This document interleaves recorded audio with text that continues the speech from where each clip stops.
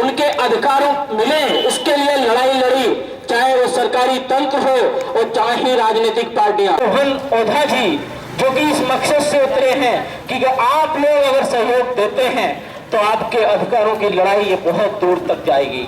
अगर हमें एक राशन कार्ड का नाम बदलाना है तो 50 धक्के खाने पड़ते हैं। उनके घर घर सिलाई मशीन हो, उन्हें रोजगार मिले, जो बेरोजगार युवा है उन्हें रोजगार मिले।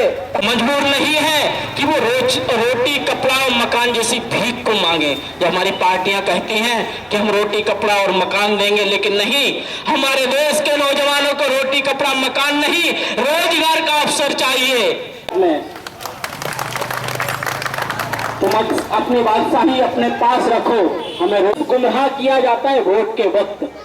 इसलिए मैं निवेदन करता हूं दोस्तों को कि अंधभक्ति त्याग दो, अब भक्त बना रहना अपने लिए। आरबी ओझा जी और भाई त्रिभुवन ओझा जी आपके बीच आए हैं इसी उम्मीद के साथ कि ये जो मानव अधिकारों की लड़ाई है उसमें आप हमारे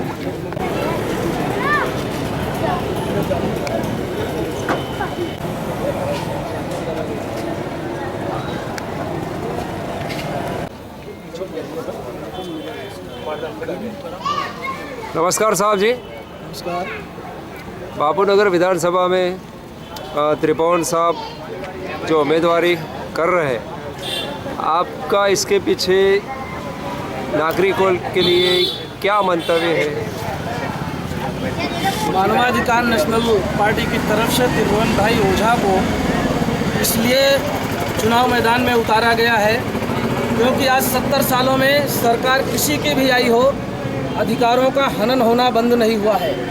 अधिकारों का हनन हमारे उन गरीब भाइयों का हुआ है जो गरीब भाई 5 साल उनके पीछे पीछे पीछे पीछे चक्कर काटते रहते हैं। चक्कर काटते काटते काटते काटते उनका चप्पल घिसा जाता है, लेकिन मेरे गरीब भाइयों का काम किसी भी सरकारी तंत्र में नहीं होता है।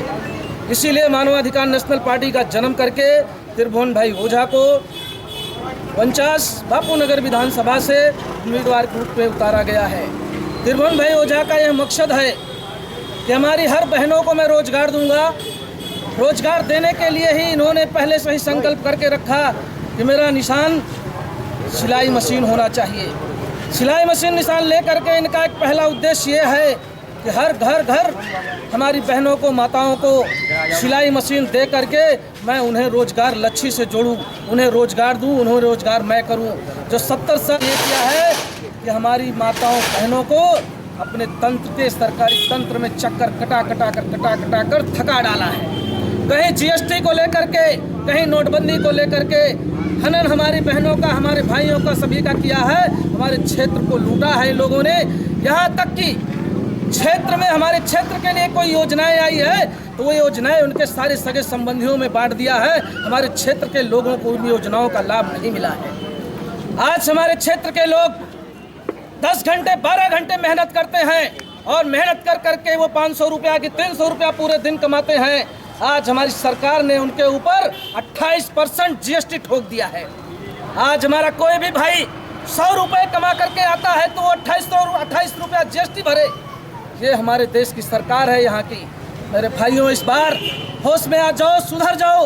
ये सिर्फ जुमले वाली सरकार है। ये सपना के अलावा और कुछ नहीं देंगे हमारे भाइयों को, ना हमारी माताओं को। सिर्फ कहेंगे कहीं जनधन खाते के नाम पर लूटेंगे। जनधन खाता फ्री में खुलता था, फिर भी हमारी बहनों से 100 रुपया वसूल करके जनधन का खाता खुलाया गया। लेकिन आज 5 साल बीत जाने के बाद भी हमारे किसी भी बहनों के खाते में 1 रुपया नहीं आया है, जबकि उन्हें सपना दिखाया गया कि जनधन खाता खुलेगा तो आपके खाते में 15 लाख रुपए आएंगे।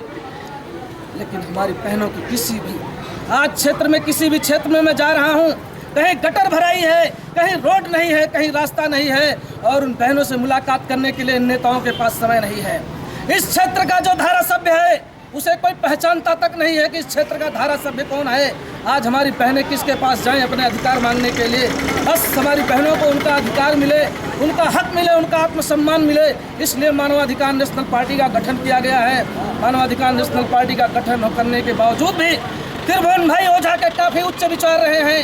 उन्होंने यह कहा है कि हमारे जितने भी सीनियर सिटीजन भाई हैं उन्हें 6 महीने में 2 जोड़ी कपड़ा और 500 रुपये हर महीने मानवाधिकार पार्टी की तरफ से सम्मान पेंशन दी जाएगी।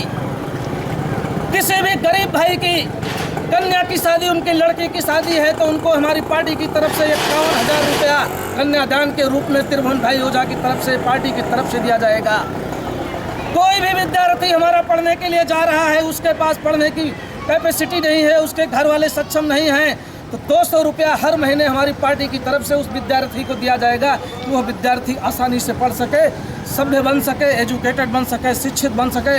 यही उद्देश्य लेकर के मानवाधिकार नेशनल पार्टी का लेकर के मैं बापूनगर विधानसभा से उतरा हूँ, और बापूनगर विधानसभा की जनता आज हमें साथ भी दे रही है, सहकार भी दे रही है, और वो सिलाई मशीन के लिए आतुर भी है कि हमें सिलाई मशीन मिलेगा, रोजगार मिलेगा, धंधा करूँगा और रोजगार से जुड़ूंगा। इसी के साथ जय हिंद, जय भारत, जय मानवाधिकार नेशनल पार्टी। हमारा स्लोगन क्या है सर? हमारा स्लोगन यही है, हर घर सिलाई मशीन, हर घर रोजगार। यही है मानवाधिकार नेशनल पार्टी का पैगाम। Thank you very much sir. सपने सजाकर करोगे भी क्या, ये मोहब्बत जताकर करोगे भी क्या? झूठे सपने सजाकर करोगे भी क्या, ये मोहब्बत जताकर करोगे भी क्या? टूटी पटरी है सब हादसे हो रहे, टूटी पटरी है सब हादसे हो रहे, आप बुलेट ट्रेन लाकर करोगे भी क्या? मैं बलदेव भाई से भी निवेदन करूंगा, मैं इसके आगे हमारे गुजरात प्रदेश अध्यक्ष श्री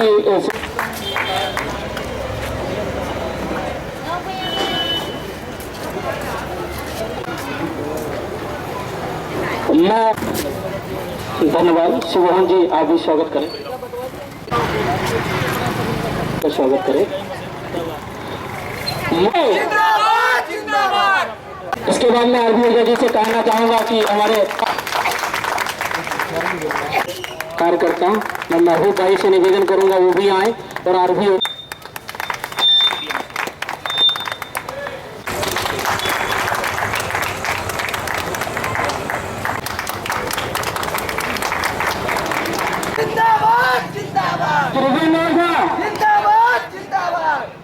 दोस्तों, अब मैं उस शख्स को आवाज देना चाहूंगा जिन्होंने एक नेक मकसद से, एक अच्छे विचार को रखते हुए इस पार्टी का गठन किया। रहूंगा आरबी ओझा जी की आप अपना मंतव्य रखें और अपने आज 49 बापूनगर विधानसभा में मानवाधिकार नेशनल पार्टी के उम्मीदवार श्री त्रिभुवन भाई ओझा आज अपना एक उद्देश्य लेकर के बापूनगर विधानसभा की धरती पर उतरे हुए हैं। हमारे क्षेत्र का धारासभ्य कौन है? मेरे भाइयों, माताओं, बहनों, आप ऐसे व्यक्ति को वोटिंग करेंगे जिन्हें 5 साल तक हमने अपनी शक्ल से नहीं देखा है, और यदि उनके पास पहुंचने की कोशिश की है तो उनके कार्यालय के बाहर बैठा हुआ चपरासी हमारी फाइल लेकर के बाहर कर देता है ऐसा या नहीं? किसी की गटर भरा गई है, किसी का रोड पे पानी भर गया है, किसी की नाली भरी हुई है, कहीं पर पानी पीने को नहीं मिल रहा है, और ये स्वच्छ भारत मिशन अभियान चला रहे हैं। हम